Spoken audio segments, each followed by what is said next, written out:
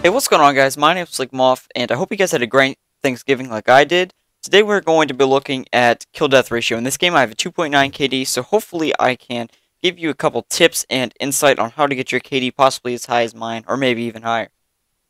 So first let me cover over the stuff that takes T-Mart 8 minutes to explain, and that is, play the objective, control the engagements, head glitch, burst your weapon, shoot down air support, run low kill streaks, etc., etc. So let's go farther into this. So for your opening route, so start from the very beginning of your game to the very end. In the beginning, your opening route, you're going to want to flank. Never run down the middle of the map. There is the bottom on this map. On Meltdown, for example, you can go to the left, you can flank. So basically, long story short, don't go out in the middle of the map. Stupid idea. Understand the spawn and traffic patterns. For example, not just spawn of players, because you guys already know that, but for example, the hardpoint moves in a pattern. It goes to the same spot repetitively, or in the same order, I should say. It's not just random.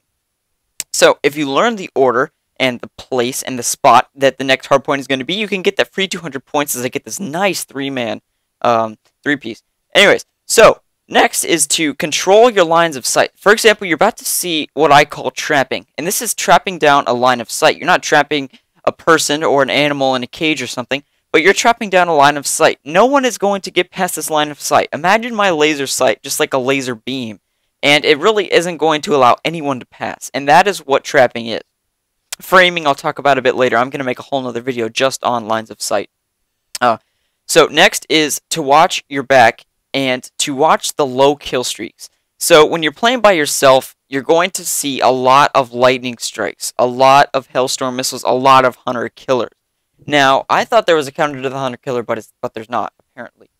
So you really need to watch out for those. You need to watch out for the lightning strikes. You need to get inside. You need to do what I'm doing right here, and that is lock down a building, but do not camp. You saw when I camped in the corner, the guy with the shotgun just came and killed me. You want to lock down a building as I am doing. And, when I was laying down prone, I wasn't sitting there for 30 minutes because I was going to die. Moving on here. So like I said, don't camp, hold down areas, and keep control of them. Now, the last tip I really have for you, the last big tip before we get to my kill streak and class setup, is to play zombies if your accuracy's off. This is a tip you've never heard before, I guarantee you. Now, when my accuracy's off, what I do is I hop into a match of zombies, and I practice shooting at a bunch of mindless buffoons, which is 70% of the people you run into if your score per minute is low. And, by the way, the gameplay fades out here, and you just practice on some zombies, you get back in multiplayer, and your accuracy's on. Alright guys, as you see on your screen right now, we've got a kill streak set up, the UAV, the hunter killer, and the lightning strike. In this situation, what you want is the hunter killer to destroy an enemy UAV or counter UAV. That's going to get you plus 75, and that'll get you pretty close to your lightning strike. And your lightning strike, essentially, is going to get you about 2 or 3 kills. For the love of God, do not place them on top of things where people cannot go. Do not place them on top of buildings or in places where no one ever goes. There is strategy to placing your lightning strike. Now, the key to this class that you see on your screen right now is the flak jacket and the tech mask in the first and third tier. And the reason I use these is to cut out on the BS deaths, as I like to call them.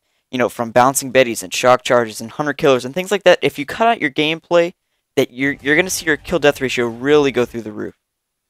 Alright, last but not least, guys, I'm going to recommend Control Freaks to you guys. If you your accuracy needs a little bit of improvement, you can go and try the Control Freaks. They're worth a try. I don't really think they help a whole ton.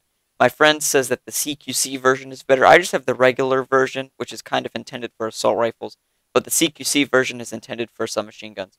Anyways, if you guys enjoyed the video, go ahead and hit the like button. I would really, really appreciate that. My name's Slcmof, and we'll see you later.